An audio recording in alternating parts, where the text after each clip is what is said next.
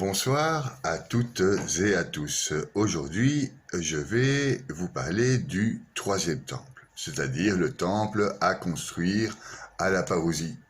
C'est aussi le temple que vous avez à l'intérieur de vous. Ce temple est composé de mesures. Il y a un traité de mesures dans Ézéchiel 43. Et ce temple est aussi décrit par Jésus, par le temple intérieur. Et donc je vais faire un rapport entre le troisième temple et notre temple intérieur. La pierre angulaire du troisième temple et la pierre angulaire de notre jardin intérieur. Voilà, alors je commence à la 25e année de l'exil à Babylone, quand les Juifs sont partis à Babylone, chassés par Nabuchodonosor. Ézéchiel a eu une vision d'un temple futur, c'est-à-dire pas le temple de Salomon, mais un temple encore après Salomon. Le deuxième temple a été construit plus ou moins selon les mesures d'Ézéchiel, mais pas parfaitement, parce qu'ils n'avaient pas l'espace. Le temple d'Ézéchiel, décrit dans Ézéchiel, est 36 fois plus grand. Donc, la prophétie d'Ézéchiel est bien réservée pour la construction du troisième temple. Le troisième temple, un temple réel, donc pas un temple intérieur, un temple de pierre dans lequel les croyants vont aller se recueillir et aller en contact avec Dieu. Donc le Midrash nous explique que quand Dieu ordonna à Ézéchiel de transmettre les dimensions de ce temple au peuple juif, Maître de l'univers, dit-il, pourquoi me dis-tu d'aller dire à Israël la forme du temple? Ils sont maintenant en exil dans le pays de nos ennemis. Sont-ils en mesure d'accomplir quoi que ce soit en quelque manière? Laisse donc jusqu'à le retour d'exil de Babylone, donc, et j'irai les informer. Dieu répondit, la construction de ma maison devrait-elle être délaissée du fait que mes enfants sont en exil? Alors, l'étude de la structure du temple, telle qu'elle est détaillée dans la Bible, dans Ézéchiel, peut être assimilée à la construction réelle, à sa construction réelle. Va leur dire d'étudier la forme du Saint-Temple en récompense de l'investissement dans cette étude. Je considérais cela comme si il l'avait réellement construit. C'est ce que nous dit le Midrash. Bon. Alors, rien que le fait d'étudier les mesures d'Ézéchiel nous permettrait de construire déjà un temple extérieur. Mais rien que l'idée d'entrevoir le temple dans notre tête, va le mettre dans notre cœur, dans notre âme. Et là aussi, il y a donc moyen de construire un temple. C'est ce qu'explique le Midrash jusque-là. Bon, comment il sera ce temple? Il sera carré. Il sera carré, mais le temple de Salomon faisait 500 coudées sur 500 coudées. Une coudée, c'est plus ou moins 50 cm. Dans le troisième temple, par contre, c'est 3000 coudées par 3000 coudées le carré. Donc c'est 36 fois plus grand que le temple de Salomon. Il sera construit aussi avec des matériaux comme le fer. Avant, le temple de Salomon n'a pas été construit avec des matériaux tels que le fer. Écoutez, dans la Bible, on n'emploiera à la construction du temple que des pierres intactes de la carrière, ni marteau, ni hache, ni autre instrument de fer ne fut entendu dans le temple durant sa construction. Donc ça fait référence, si vous voulez, à ce silence intérieur qu'il faut avoir pour être dans notre temple intérieur, mais ça fait aussi référence au fer. C'est-à-dire pourquoi on ne peut pas utiliser de fer à l'époque de Salomon. Parce que le fer est employé aussi pour faire des armes de destruction, pour tuer, etc. Et donc pour anéantir la vie. Alors que le but du temple est de donner la vie et de faire la paix. Donc entre l'homme et Dieu.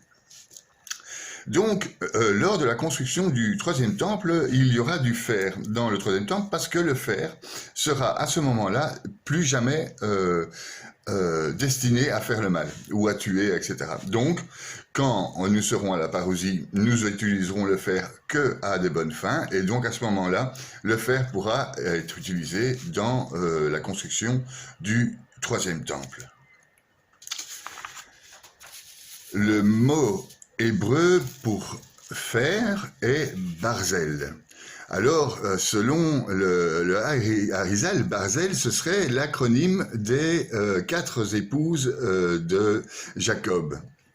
Bila, Rachel, Zilpa et Léa. Voilà. Pourquoi cet acronyme et pourquoi je vous dis ça? Parce que je vous disais que le fer allait être utilisé dans le troisième temple, mais ça correspond aussi, l'acronyme de fer correspond aussi à l'explication mystique selon laquelle l'ère de la rédemption, les femmes seront plus élevées spirituellement que les hommes. C'est ce que disent les traditions hébreuses, en tout cas à ce sujet. Bon, alors, encore une autre différence par rapport au temple existant avant Nabuchodonosor. À cette époque, les Juifs se rendaient au temple une seule fois par an ou pour les grandes fêtes. Maintenant, dans le troisième temple, on s'y rendra très souvent. Et c'est ce que le verset d'Isaïe déclare. Et il arrivera constamment de nouvelle lune en nouvelle lune, de Shabbat en Shabbat, que toute chair viendra se prosterner devant moi, dit l'Éternel. Donc, c'est ce qui explique que, à l'arrivée, à la construction du troisième temple, une fois le troisième temple construit, nous irons plus souvent à ce temple. C'était impossible à faire à l'époque du premier temple pour une bonne simple raison, c'est qu'il n'avait déjà pas les bonnes dimensions, mais qu'il y avait les moyens de transport. Maintenant, le Midrash nous explique qu'à l'époque du troisième temple, nous aurons un nuage qui nous transportera jusqu'à Jérusalem, au temple, nous permettant de nous rendre dans ce saint lieu beaucoup plus fréquemment. L'obligation de reconstruire ce temple ne peut s'appliquer qu'à 2 conditions. Que le peuple juif soit entièrement remis en Israël, c'est-à-dire possède sa terre. Et la deuxième condition, c'est qu'il y ait un prophète pour marquer l'endroit de ce temple. Il faut donc connaître l'endroit exact où placer ce temple parce qu'il y a une importance concernant tous les objets de ce temple et entre autres la pierre angulaire.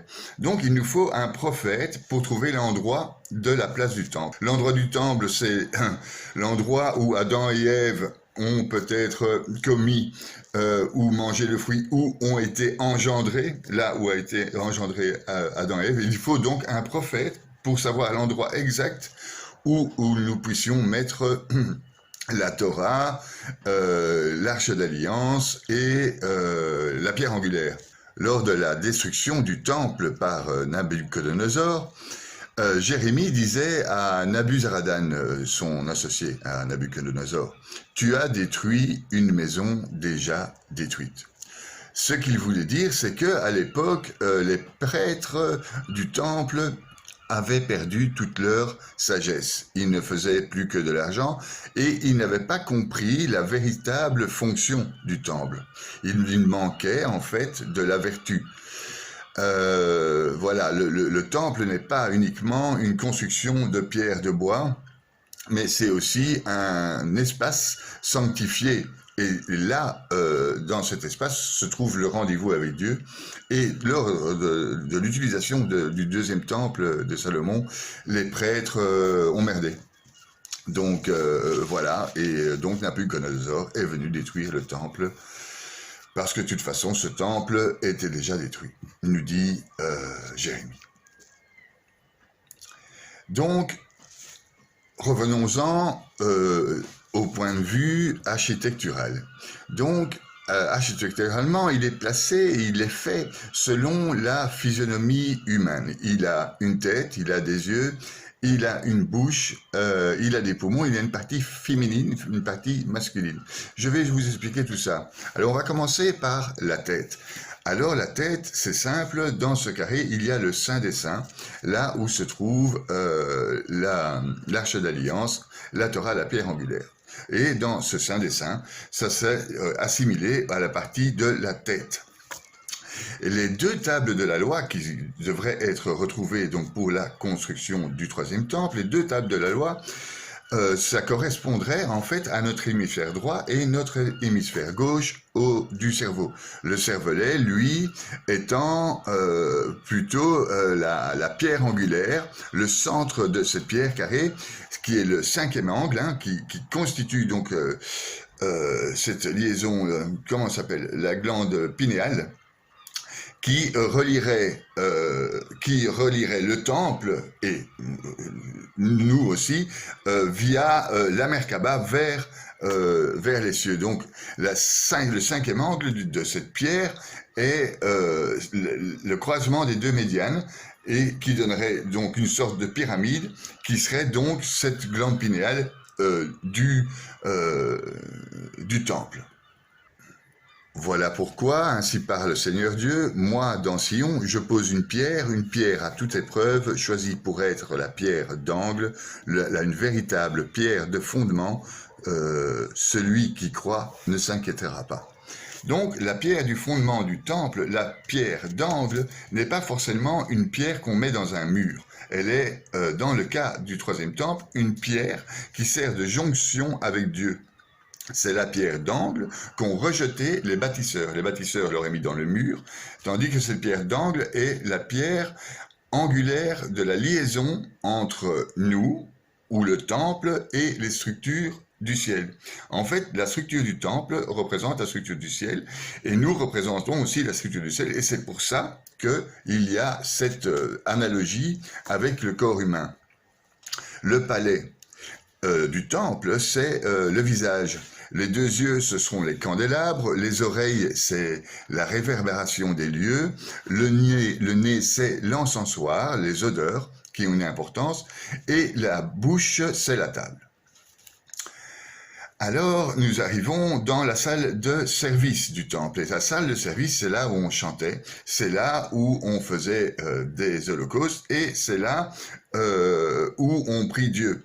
Et c'est la voix. La salle de service, ce sont les poumons, l'air, les énergies humaines qui vont vers Dieu à ce moment-là. Donc la voix nous permet de parler à Dieu, bien évidemment, entre nous aussi. Et donc, la salle de service, c'est là où l'on chante. Alors, le sacrifice fait une liaison entre le peuple et Dieu, crée une proximité.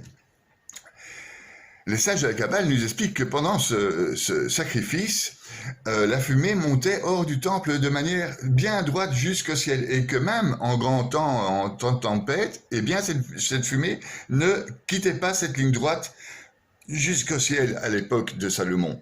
Donc, c'est vraiment sacré, c'est une odeur de sainteté. Donc ce sont des fumées, la nuée qui monte tout droit de ce temple vers le ciel, parce qu'il a été construit selon les mesures, et les lois à l'intérieur de ce temple sont respectées.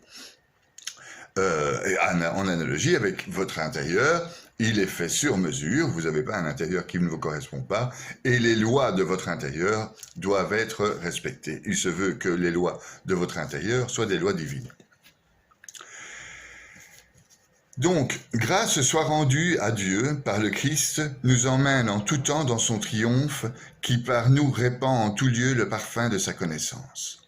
Le parfum de sa connaissance, en 2 Corinthiens, c'est l'importance que souligne le Nouveau Testament concernant cette nuée et son odeur.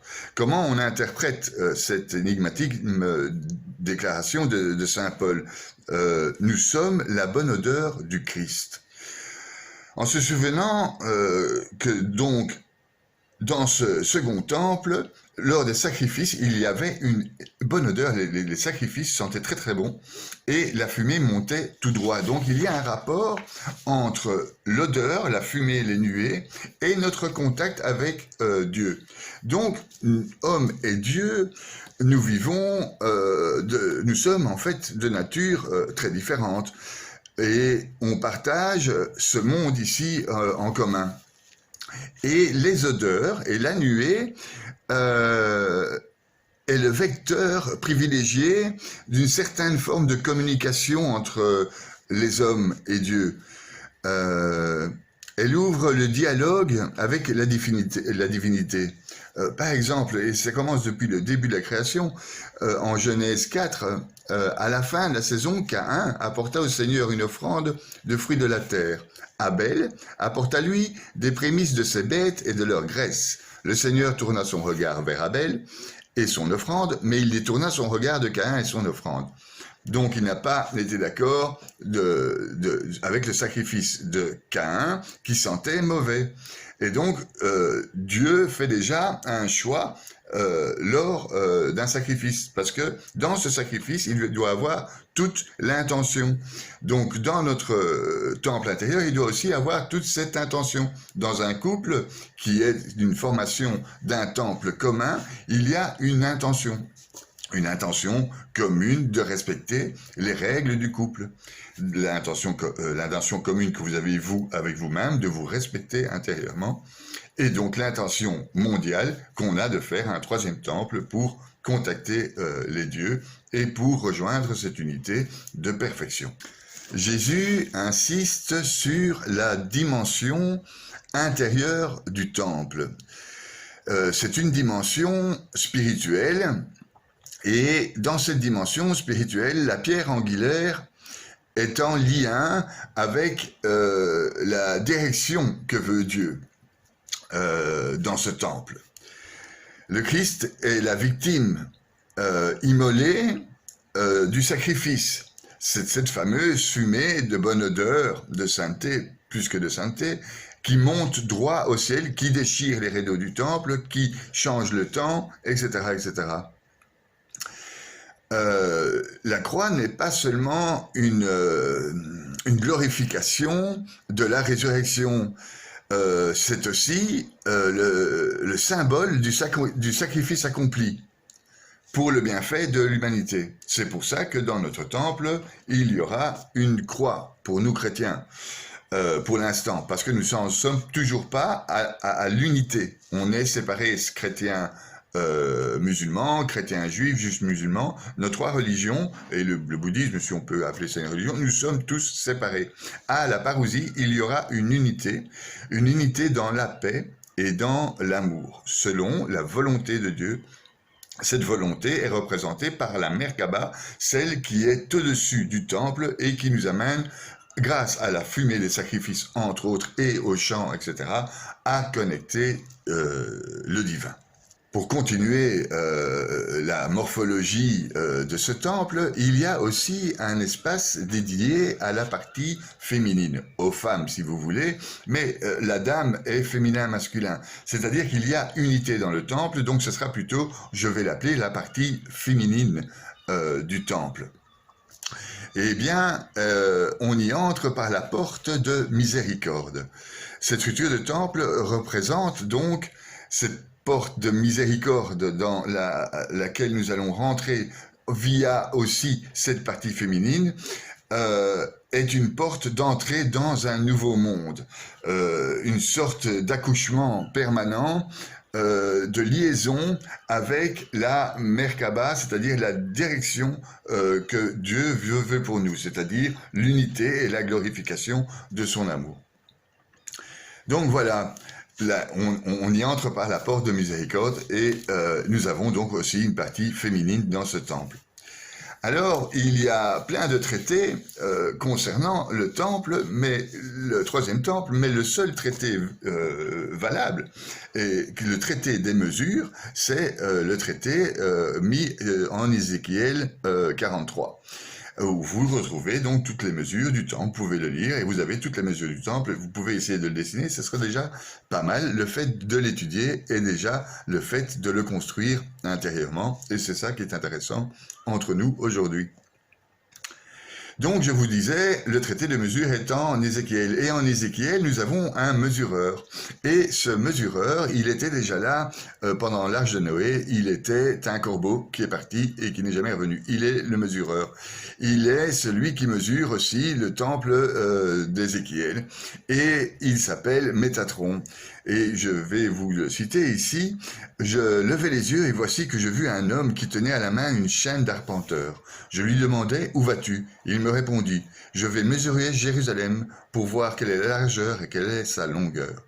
Donc voilà plus ou moins la taille du temple, du troisième temple. Donc c'est Métatron qui le dit, et il se plante rarement.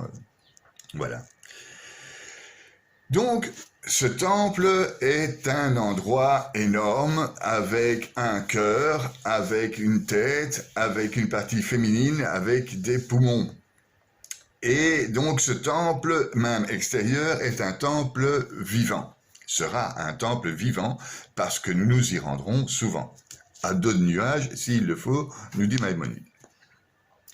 Donc la manière de penser quand on rentre dans un temple, qu'on rentre dans une église ou qu'on rentre dans son cœur, la manière de penser au moment où on rentre dans son cœur et qu'on cherche son âme, la manière de penser lorsqu'on rentre dans une église, c'est une manière sainte, une manière sanctifiée,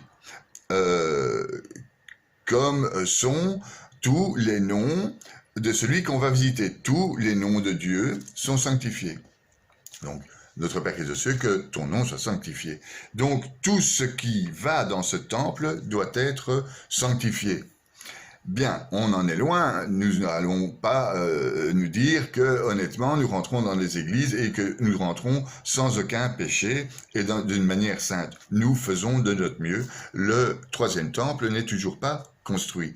Maintenant, il y a le troisième temple qui peut se construire entre les personnes. Ce troisième temple-là est dans votre corps, comme insiste le Nouveau Testament. Et donc, il ne faut pas perdre de temps avec votre temple intérieur et votre pierre angulaire qui permet le contact avec Dieu et aussi avec les autres temples. La pierre angulaire relie tous les temples entre eux, que ce soit mosquée, église, synagogue, temple bouddhiste. C'est une ligne énergétique. Et cette ligne énergétique, elle passe entre vous et vos enfants. Cette ligne énergétique passe entre vous et votre conjoint.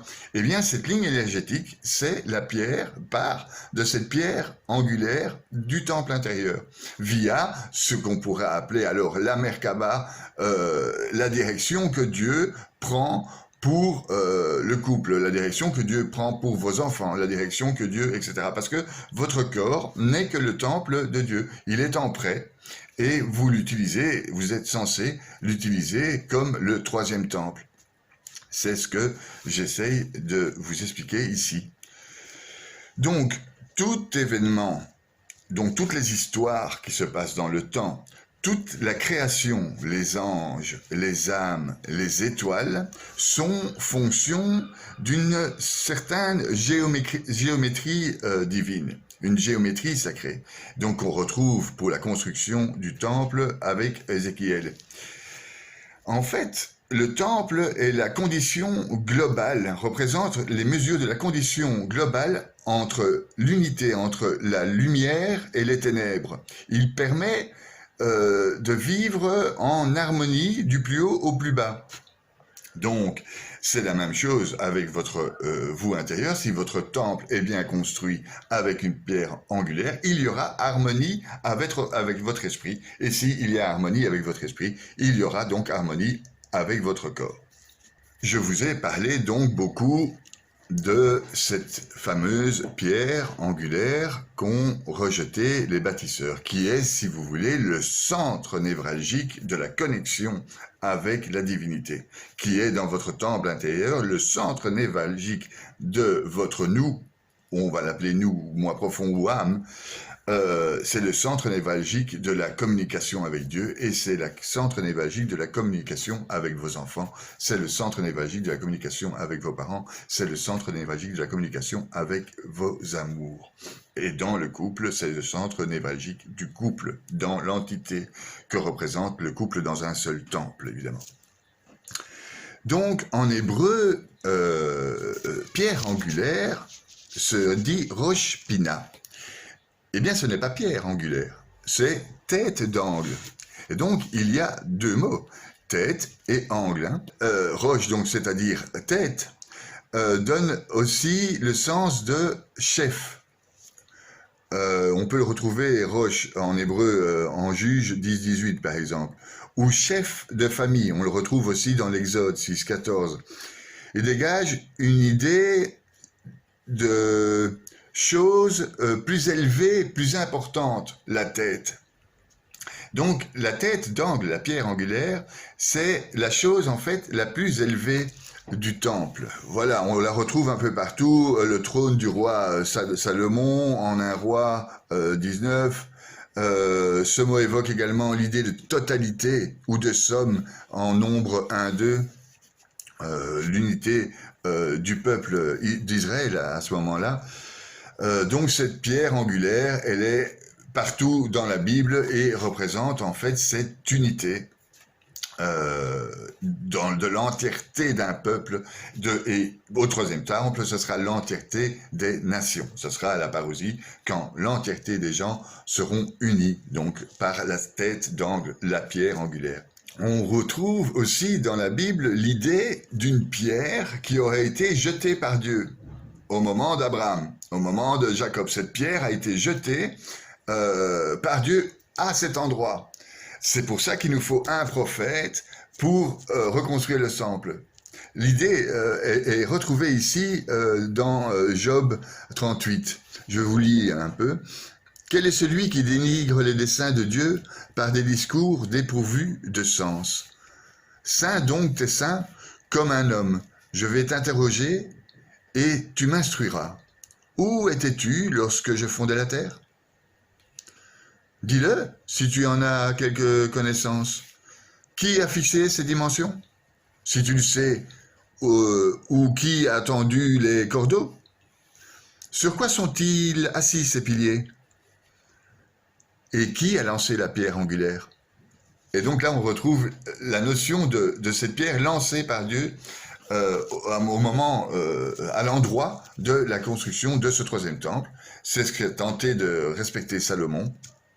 Et c'est ce que nous allons tenter de faire aussi jusqu'à la parousie, reconstruire le temple au bon endroit, là où Dieu aurait lancé la pierre. Aussi, on retrouve cette idée de pierre angulaire. Voici que je vais dans Sion, donc sur la montagne de Sion, ériger une pierre de fondation, une pierre éprouvée, une pierre précieuse, pierre d'angle solidement fixée, sur la montagne de Sion, donc sur le mont Isaïe.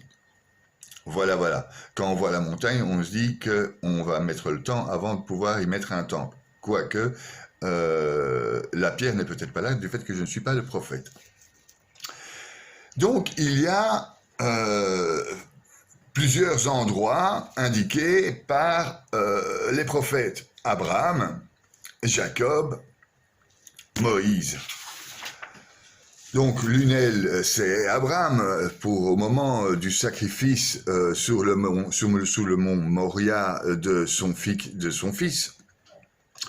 Isaac, c'est la pierre à ce moment-là se crée par la foi d'Abraham. Et alors par ce qu'a éprouvé aussi Isaac, qui était prêt à se faire sacrifier finalement.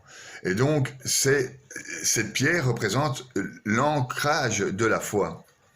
Jacob, quant à lui, il érige après son songe la pierre sur laquelle il a posé sa tête. Il l'appela le lieu Bethel, après avoir la vision d'anges qui montent et qui descendent d'une échelle de la terre au ciel, du ciel à la terre. Donc c'est aussi un endroit où Dieu se trouve, un endroit d'unicité, un endroit où la foi est présente de manière parfaite. Alors, Salomon, il a fait de son mieux avec cette pierre angulaire. Donc, lors de la construction du premier temple de Salomon, il y a eu cette réflexion sur l'endroit sacré où se trouvait la pierre angulaire. À l'époque de Salomon, les sages nous disent qu'il n'y avait pas de guerre. Tout le monde c'était la perfection.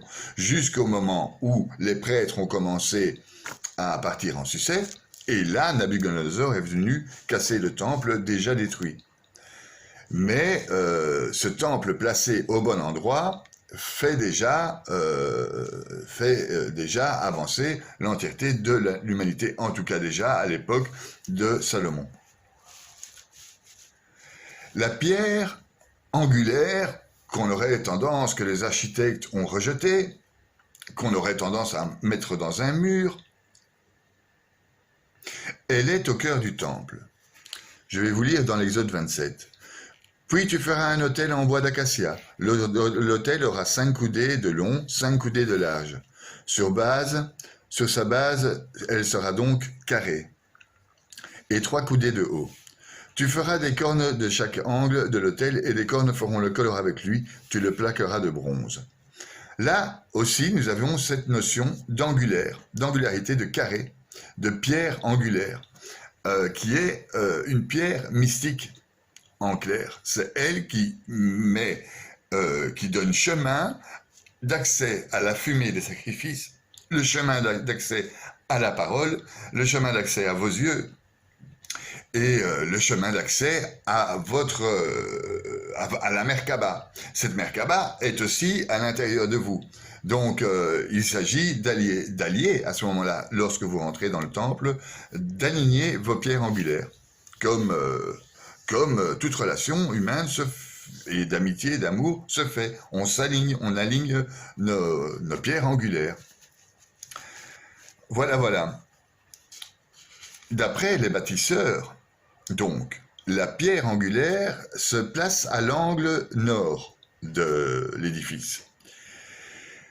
Elle est donc la première pierre du sanctuaire, ce qui est aussi un fort en symbolisme. Cette pierre d'angle, même dans le mur comme première pierre de fondation, est aussi un énorme symbolisme qui rejoint le symbolisme du cœur du temple.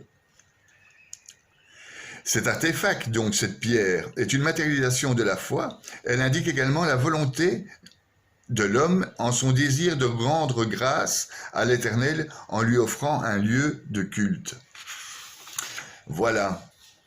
Un lieu de culte, ça se respecte. Un temple, ça se respecte, qu'il soit intérieur ou que ce soit un temple de la famille ou le temple du couple. Des règles sont à respecter, il faut respecter ces règles et alors vous sanctifiez votre relation divine. Revenons donc à la plus précieuse finalement, tête d'angle, celles qu'ont rejeté les bâtisseurs. Si elles l'ont rejeté, ça lui donne un caractère unique, séparé. Donc ce n'est pas dans la bâtisse, c'est séparé comme nous sommes tous séparés, nous sommes tous uniques. Et pourtant, elles fondent cette unicité, le fait d'être unique fonde pourtant l'unicité de l'entièreté du temple. Donc, malgré que nous soyons uniques, on peut former l'unicité de tout un temple. Donc, on est unique et en même temps, nous sommes reliés entre nous par des faisceaux d'énergie ou des faisceaux sacrés. Et donc, malgré notre unicité, ces faisceaux sacrés passent à travers nous et passent, quand on est dans un temple, une église, passe de cette église à une autre église, de la foi à la foi. Le moment où la cloche sonne l'Angélus, il y a une réponse entre toutes les églises. Au moment où l'imam chante à Warbar, il y a une symbiose entre toutes ces mosquées qui se répondent. Si vous avez déjà été dans les pays arabes, c'est magnifique d'entendre toutes ces mosquées qui se répondent. Et exactement pareil pour les synagogues, au moment des fêtes, Yom Kippour, etc. Les synagogues sont pleines. Il y a une sorte de lien énergétique entre toutes ces temples et ce lien, c'est aussi la pierre angulaire. Alors la pierre angulaire extérieure, donc celle qui est dans la matérialité. Et nous avons donc aussi notre pierre angulaire intérieure. Donc cette pierre, elle représente le centre d'un monde idéal. un point de rencontre idéal entre l'homme et la divinité. Un pôle principal de diffusion d'un message mystique ou même initiatique. On peut donc supposer que la réelle place de cette pierre angulaire ou de cette tête d'angle, c'est la fondation de la foi. Elle se trouve dans votre cœur, dans la fondation que vous avez de la foi. C'est là où commence l'instant où vous avez contacté Dieu, où vous êtes devenu spirituel. Le moment d'un changement, sortir de sa zone de confort. Cet endroit-là, ouais, c'est l'endroit de la pierre angulaire. Pourquoi cette pierre est-elle carrée? Le monde matériel est défini par ce carré. Il évoque les 4 points cardinaux, nos 4 éléments, nos 4 saisons. C'est le chiffre qui correspond en hébreu à Dalet. Et 4, Dalet, veut dire la porte du monde. Donc, voilà pourquoi elle est carrée, cette pierre angulaire. C'est une porte entre le microcosme, nous, et le macrocosme, Dieu. Le macrocosme est généralement symbolisé par une étoile ou des étoiles, l'étoile à 6 branches, l'étoile à 5 branches, l'étoile à 7 branches. Eh bien, le croisement donc, dont je vous ai parlé tout à l'heure, de ce carré, donc des médianes de 2 carrés, le centre là, c'est là où se situe le cœur de la pierre angulaire. Là, exactement, se trouve le lien avec le divin. Et c'est donc pour ça qu'il faut absolument un prophète pour trouver exactement l'endroit où se trouve le lien avec la divinité pour placer la pierre angulaire au bon endroit, car elle régit l'entièreté de toutes les pierres angulaires de tous les temples de nos cœurs. À la parousie, nous serons reliés par le cœur à cette pierre angulaire du temple. C'est un lien, la pierre angulaire, qui unit donc la terre et le monde céleste. C'est donc la Merkaba, le centre de ce carré, c'est le point où il y a un miroir d'un autre point situé au ciel. C'est entre ces 2 miroirs que se situe cette Merkaba. Et donc, c'est le miroir, si vous voulez, dans l'arbre de vie, entre Malkoud et Keter, et c'est le miroir entre Keter et les mondes supérieurs. Et c'est ce qu'on appelle la Merkaba, la direction divine, la direction dans laquelle Dieu veut qu'on aille. Cette pierre ne peut être taillée avant la connaissance de l'entièreté de son édifice. Sinon, ça n'a aucun sens. C'est tout l'édifice qui donne le centre de la Merkaba à sa géométrie. Donc la pierre doit être placée sur ce centre et donc doit être faite après la construction de l'édifice. Dans notre temple intérieur, d'abord nous nous construisons intérieurement, nous construisons notre couple, nous construisons notre famille et ensuite on met la liaison divine entre les êtres, entre l'amour. D'abord on fait connaissance, etc., etc. Et puis hop, on met une direction divine, le cœur de notre âme chez notre partenaire, ou même avec nos enfants. On regarde comment, où est la pierre angulaire de l'autre et on se câble dessus. Voilà. Donc, le roi Salomon a bien tenté de faire une structure identique à celle d'Ézéchiel, mais il y a eu plusieurs problèmes récurrents, la fourvoirie des prêtres et le manque de foi, et les proportions aussi de ce temple n'étaient pas respectées.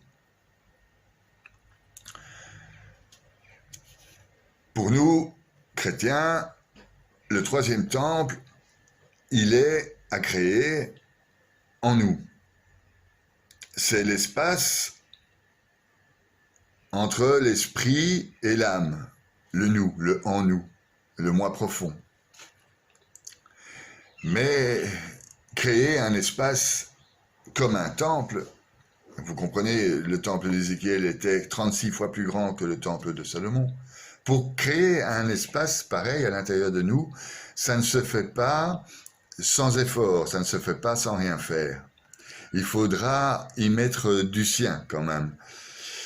Il nous faut donc des repères mystiques pour construire ce temple. Il nous faut une église, il nous faut un autel, il nous faut une arche, une croix, quelque chose qui représente l'entité divine, un tabernacle, que je sais encore, un temple que vous avez fait chez vous, sur une armoire. Il nous faut des repères dans la vraie vie, des repères matériels.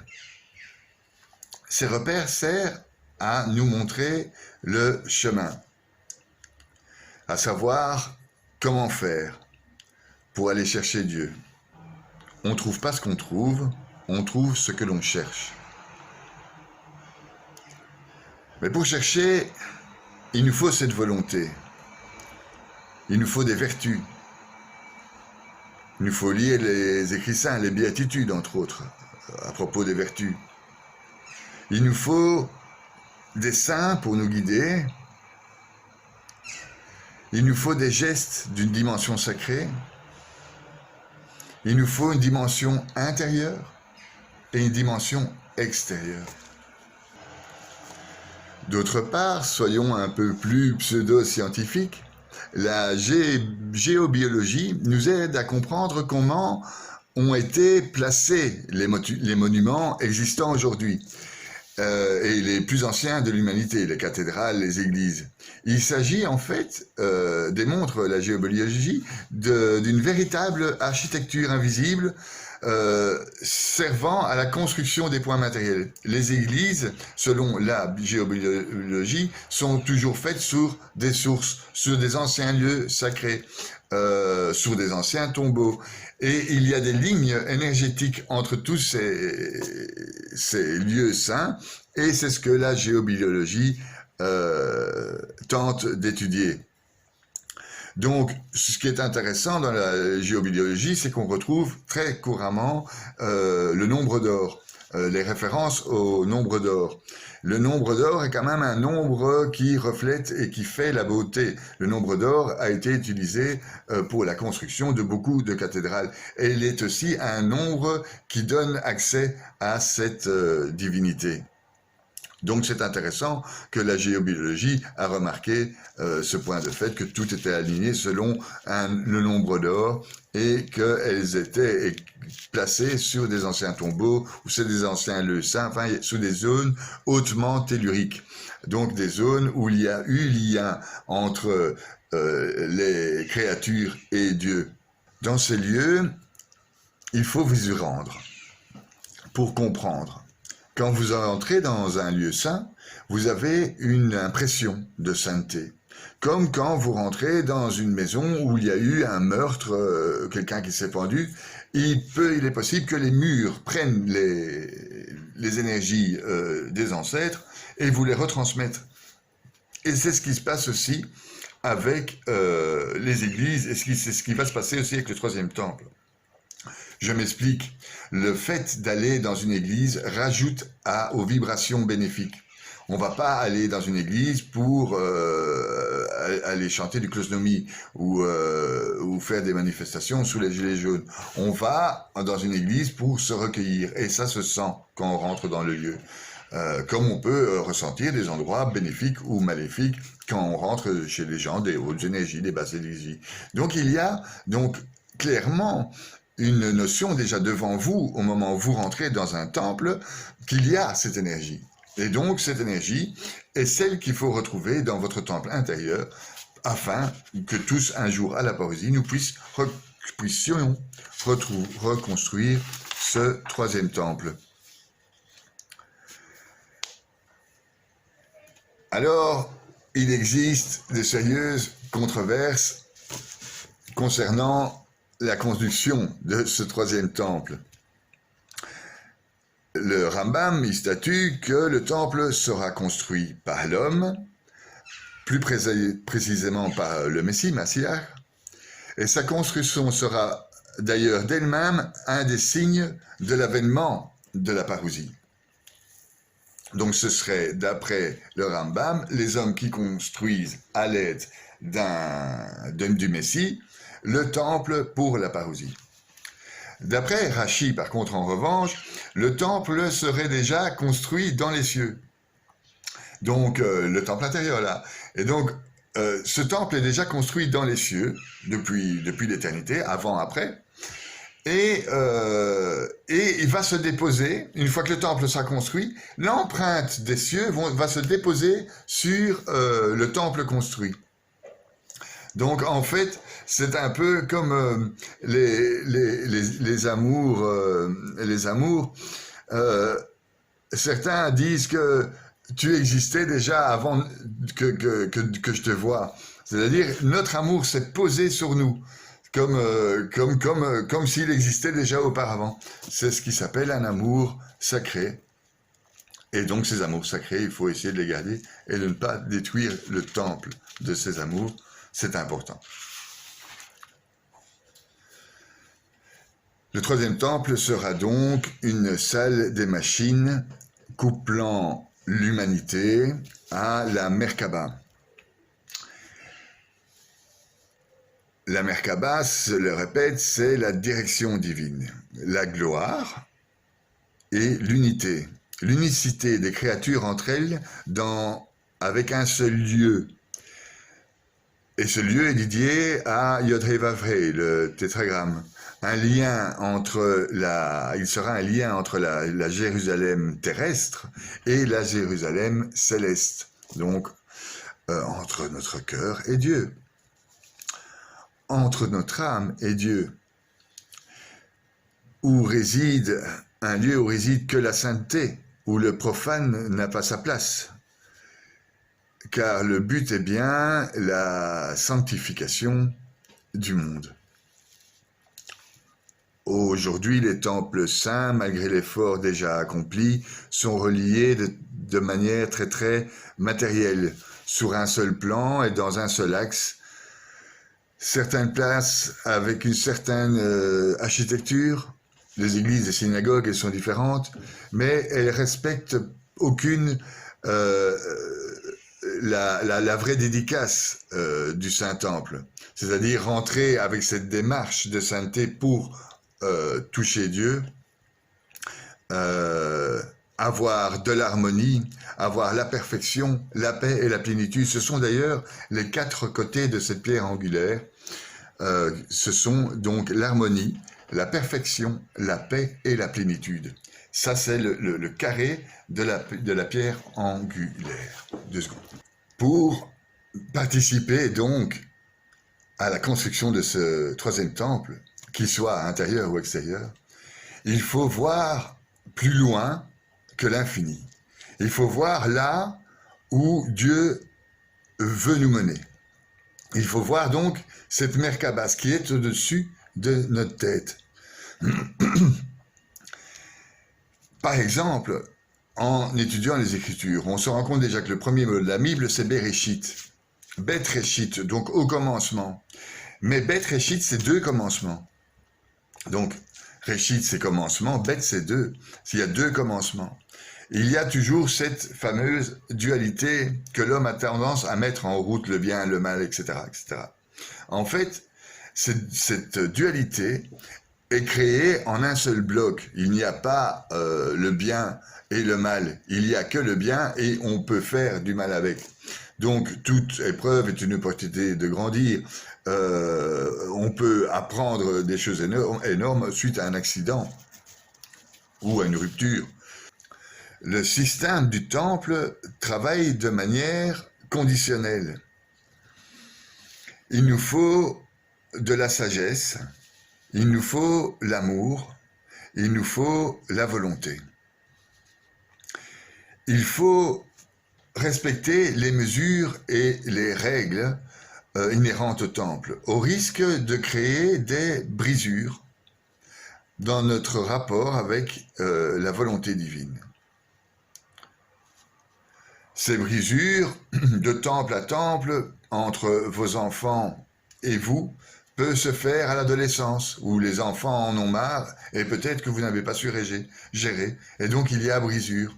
La brisure dans le couple par l'adultère, par exemple, ça crée une brisure dans le temple que le couple s'est formé. Dans le boulot, une brisure parce que vous n'avez pas fait votre travail, etc. Donc, le temple, le troisième temple, je le répète, passe par la sagesse, l'intelligence, donc les trois boules supérieures, et la divinité, Keter. Donc ça, là en haut, se trouve le point médian de la pierre angulaire située dans le temple.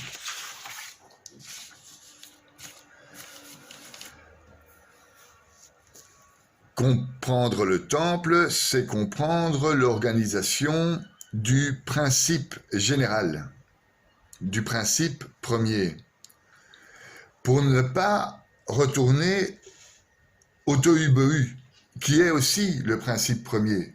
Au début, la terre était informe et vide. Bereshit, il y a deux débuts. Donc, pour ne pas retourner au tohu-bohu, il faut essayer de construire ce temple. Nous allons essayer de le construire intérieurement.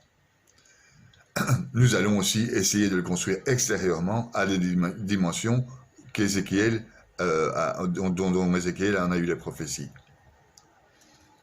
On le fera à la parousie. Dans Keter, cette fameuse entrée de la Merkaba, il n'y a déjà plus de dualité. C'est-à-dire que dans vous, si vous trouvez la pierre angulaire, il n'y a plus de dualité. Il n'y a plus qu'une unité avec le but du Créateur. Voilà. Donc, le temple dévoile la possibilité de connexion et d'harmonie entre les mondes supérieurs et les mondes inférieurs. C'est un système de construction spirituelle. C'est l'architecture du mariage, par exemple. C'est l'architecture du mariage entre nous et Dieu. C'est l'architecture du moment où on est parent. Effectuer un mouvement sanctifié, c'est-à-dire vers la sainteté, en vue de la construction du troisième temple chez l'autre, chez vos enfants, chez votre employeur, dans vos amours.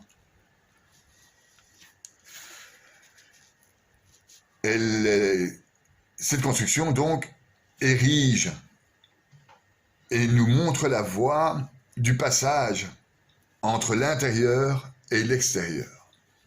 Mais dans nous, nous avons un lieu. Et ce lieu s'appelle le Makom. Le Makom de Abraham qui a sacrifié son fils. Le Makom de Jacob avec son échelle. Le Makom de Moïse lors du rocher, quand il se trouvait près du rocher, sur le mont Sinaï ou n'importe où. Le Makom, le lieu. Et on va souvent chercher très loin le lieu du bonheur. Le lieu de ce temple. En fait, le lieu le plus proche de vous, c'est vous. Vous êtes donc le temple appelé à devenir ce troisième temple, et donc ne cherchez pas plus loin que dans votre personne. Ensuite, allez dans un lieu sacré pour prier, pour parler à Dieu, parce que c'est là où se trouve une des pierres angulaires reliant tous les autres temples de l'humanité. On se trouve, en fait, point de vue géographique, toujours à la bonne place. C'est-à-dire que toute notre réalité nous appartient. Et donc, ce qu'on voit est la projection de nos envies, de ce qu'on a envie de voir. Donc, on est tout le temps à la bonne place. On est tout le temps à la bonne place pour trouver nos amours. On a été à la bonne place pour trouver un travail. On est tout le temps à la bonne place. Il y a un lieu, donc, physique, mais il y a aussi un lieu intellectuel. Par exemple, je vous parle, et là, il y a un lieu entre vous et moi, c'est un lien intellectuel. Vous essayez de comprendre de ce dont on parle, le troisième temple, et il y a, ça crée chez vous un lieu intellectuel. Mais alors ici, il y a un lieu émotionnel. Ça, ce lieu-là, c'est quand vous m'avez compris, que vous avez digéré la chose et que vous m'avez écouté avec le cœur, que vous avez compris autre chose ou que vous continuez un développement, là, c'est le lieu émotionnel. Donc, pour résumer, ce temple est facile à trouver. Il y a un lieu intellectuel, c'est-à-dire vous aimez ce travail, vous acceptez ce travail. Il y a le lieu émotionnel, vous aimez le travail que vous faites, et là vous êtes heureux. Donc vous acceptez la personne, vous aimez la personne avec qui vous êtes, et vous êtes donc heureux. Donc il y a ces deux lieux très importants, c'est le lieu intellectuel, celui du cerveau, et le lieu spirituel, celui du cœur. Voilà, alors, quand vous trouvez votre place dans le monde, vous avez fait un lien entre ces deux lieux, le lieu émotionnel, l'âme, la pierre angulaire, et vous, à l'extérieur. Et la paix intérieure, c'est l'idée de tenir son rôle dans le lieu, d'effectuer un lien, de linéarité avec tout ce que vous faites, c'est-à-dire entre le lieu, le macom intérieur, votre esprit, votre réalité, dans un bon lieu, le lieu de la pierre angulaire sur Terre. Je ne sais pas si je me fais bien comprendre. Il y a votre temple intérieur avec une pierre angulaire qui va chercher un lieu, mais le lieu extérieur vous appartient déjà. Donc vous êtes d'office au bon endroit, il faut chercher la pierre angulaire, là où vous êtes dans cet endroit en connexion avec l'endroit. L'espace du temple est un espace de réalisation spirituelle. L'existence de la création démontre l'existence du créateur. Une œuvre d'art, par exemple, représente l'artiste. Le bâtiment représente ce que l'architecte a fait.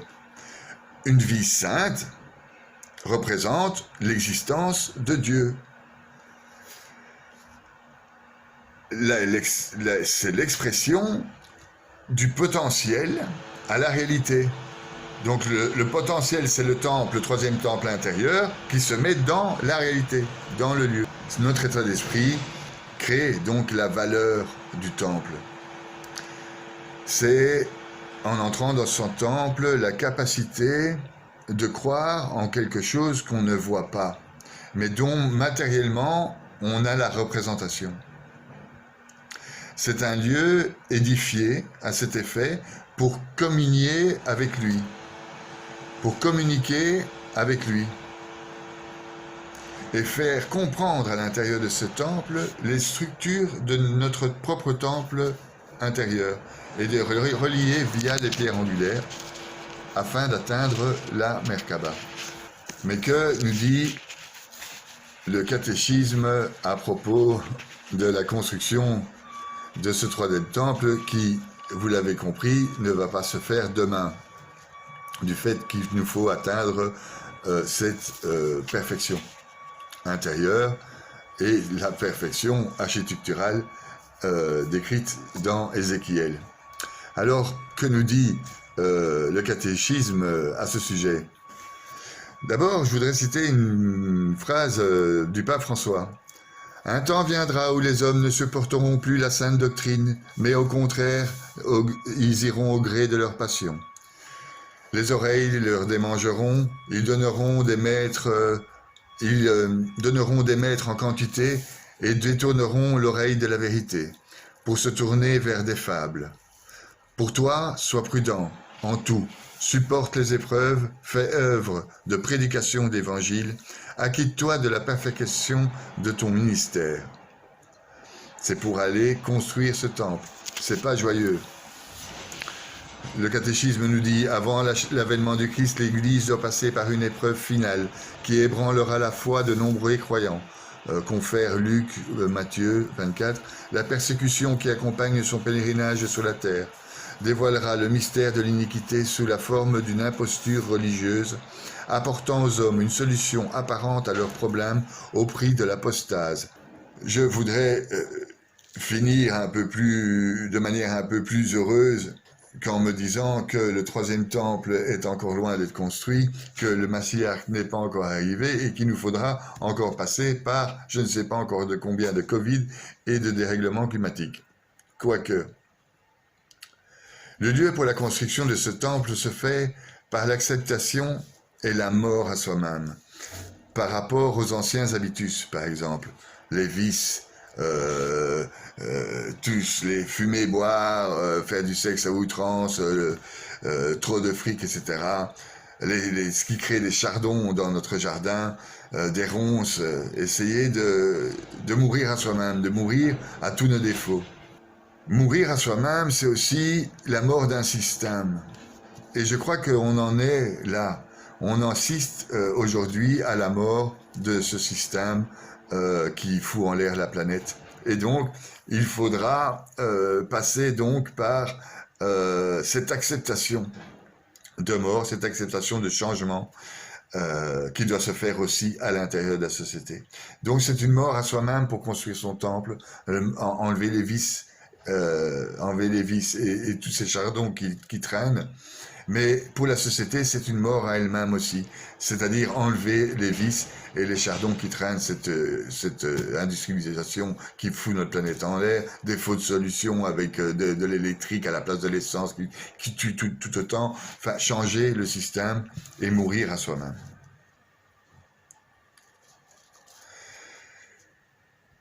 Mais nous prenons pas la tête.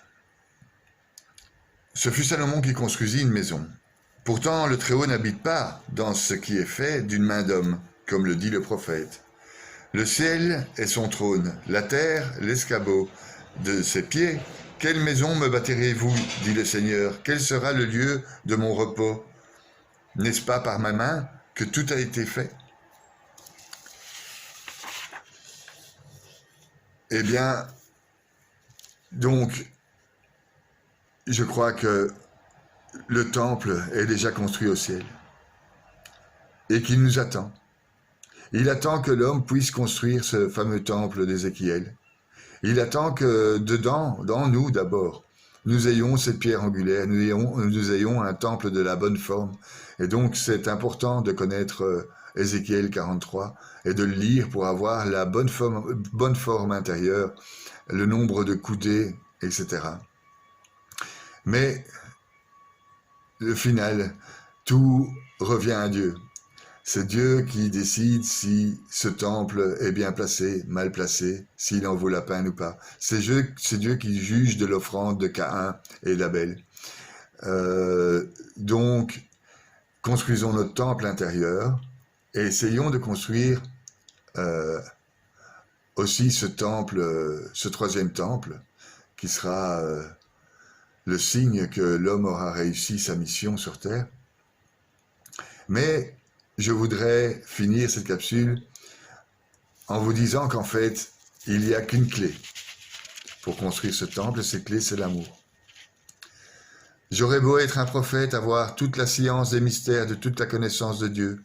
J'aurais beau avoir la foi jusqu'à en transporter des montagnes. S'il me manque l'amour, je ne suis rien. Voilà, bonne construction, à plus.